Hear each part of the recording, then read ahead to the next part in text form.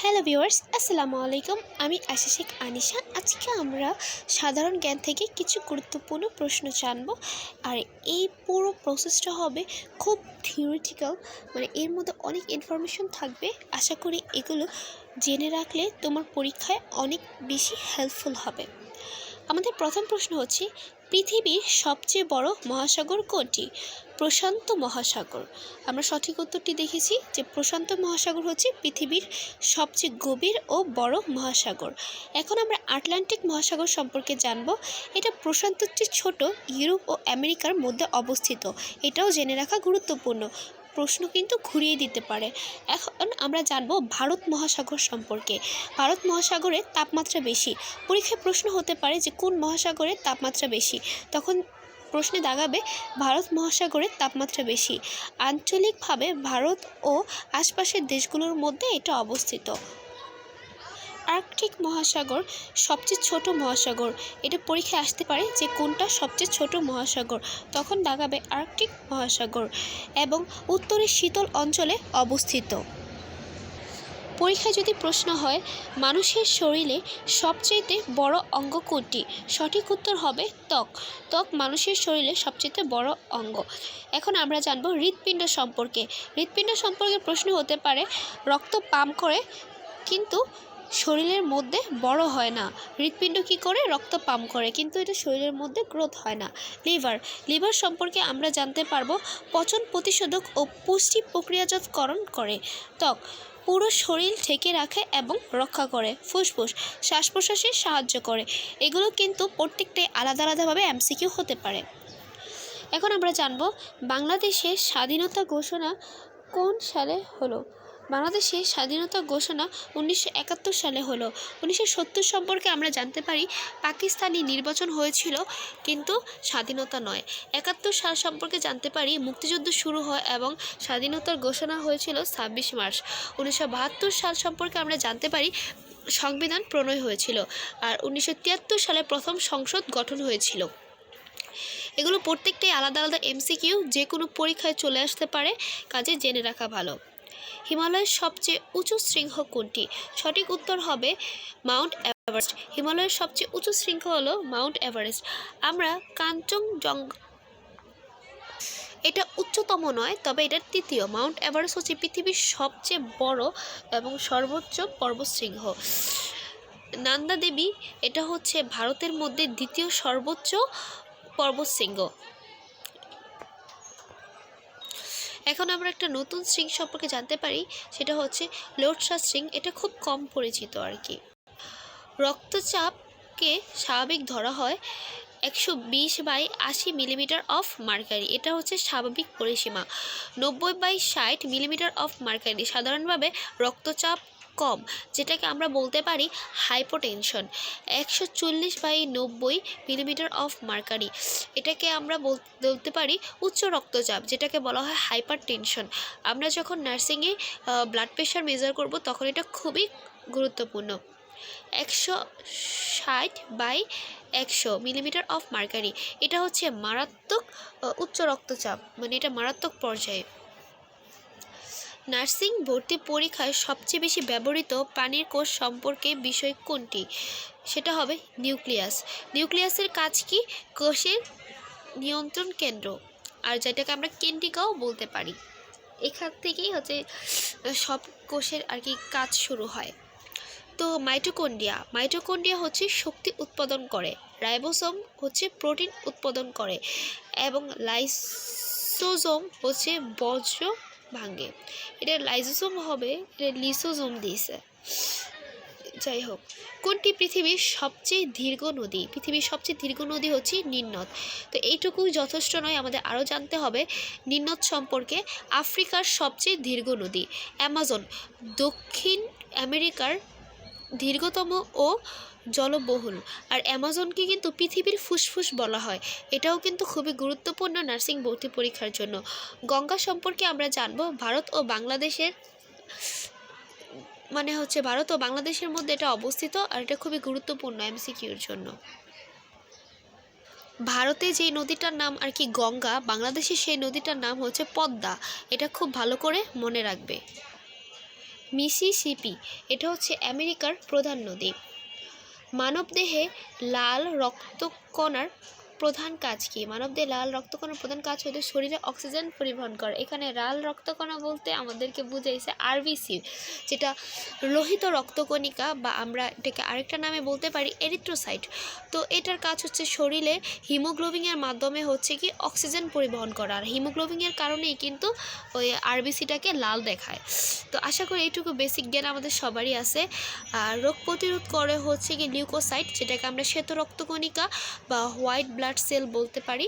তো রক্ত জমাট বাঁধে, রক্ত জমাট প্লাস আর প্লাটিলেটকে আমরা থম্বোসাইট বা অনুচক্রিকা বলতে পারি। তারপর শক্তি উৎপাদন করে হচ্ছে মাইটোকন্ড্রিয়া।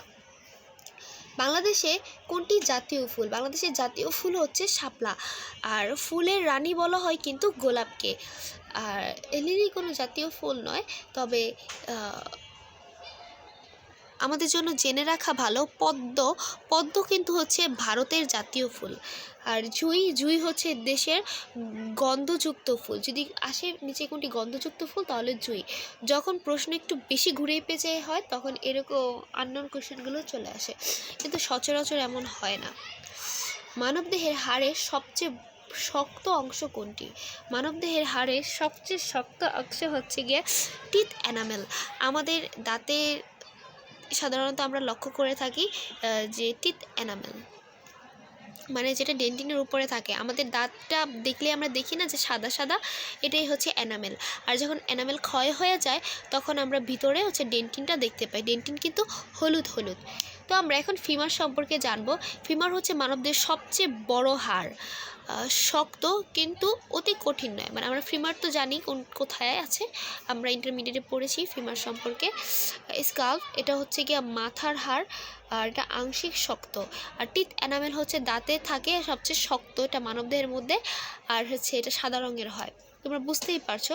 আর রিপস হচ্ছে গিয়ে যে কশরুকা, যেটাকে আমরা বলি হৃৎপিণ্ডের সুরক্ষার জন্য যেটা থাকে, সেটা হচ্ছে রিপস। তারপর হচ্ছে কোন দেশটি সৌরশক্তির সবচেয়ে বড় উৎপাদক? সেটা হবে চীন। বিশ্বের সবচেয়ে বড় সৌরশক্তির উৎপাদক জাপান। এশিয়ার বড় কিন্তু চীনের চেয়ে কম যুক্তরাষ্ট্র।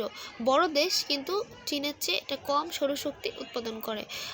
ভারতে দ্রুত বাড়ছে কিন্তু প্রথম নয়। এই আর কি, মানে এটা সৌরশক্তি সম্পর্কে তোমাদের ইনফরমেশন দিলাম আর কি। তো এখান থেকে গুরুত্বপূর্ণ যেটা মনে রাখবা, চিন্তা মনে রাখলেই যথেষ্ট। মানবদেহে হরমোন উৎপাদন করে কোন গ্রন্থি? মানবদেহে হরমোন উৎপাদন করে পিটুইটারি গ্রন্থি, লিভার হচ্ছে বিপাকে সহায়তা করে কিন্তু হরমোন উৎপাদন করে না। পিটুইটারি হচ্ছে গিয়ে হরমোন উৎপাদন করে। আর লাং, এখানে লাং বলতে ফুসফুসকে বোঝানো হয়েছে, যারা বুঝে গেছো। তো লাংয়ের কাজ শ্বাস প্রশ্বাস ঠিক আছে কিনা সেটা দেখা। কিডনি হরমোন কিছু উৎপাদন করে, কিন্তু কিডনির মূল কাজ হচ্ছে গিয়ে নাইট্রোজেন গঠিত যে বর্জ্য পদার্থগুলো আছে শরীর থেকে বের করে দেওয়া। কিডনির কাজ হচ্ছে গিয়ে ছাঁকনের মতো বর্জ্য পদার্থ নিষ্কাশনের কাজ করা। পৃথিবীর সবচেয়ে ছোট দেশ কোনটি? পৃথিবীর সবচেয়ে ছোট দেশ হচ্ছে ভ্যাটিকান সিটি। এটা পৃথিবীর সবচেয়ে ছোট এবং স্বাধীন সার্বভৌম রাষ্ট্র, আর যেটা ইতালিতে অবস্থিত। নরওয়ে একটি বড় দেশ। মোনাকো ছোট, কিন্তু ভ্যাটিকান হচ্ছে গিয়ে সবচেয়ে ছোটতম। আর কোটি বাংলাদেশের প্রথম প্রধানমন্ত্রী ছিলেন?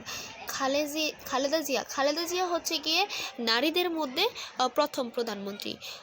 শেখ মুজিবুর রহমান, তিনি হচ্ছে স্বাধীন বাংলাদেশের প্রথম প্রধানমন্ত্রী। আর হচ্ছে হোসেন মোহাম্মদ এরশাদ, তিনি রাষ্ট্রপতি ছিলেন।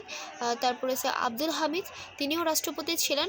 আমাদের জেনে রাখা ভালো যে বাংলাদেশের প্রথম প্রধানমন্ত্রী ছিলেন হচ্ছে তাজউদ্দিন আহমেদ, তিনি হচ্ছে অস্থায়ী প্রথম প্রধানমন্ত্রী ছিলেন। আর দেশ যখন স্বাধীন হয়, তখন হচ্ছে বঙ্গবন্ধু শেখ মুজিবুর রহমান প্রথম প্রধানমন্ত্রী হয়।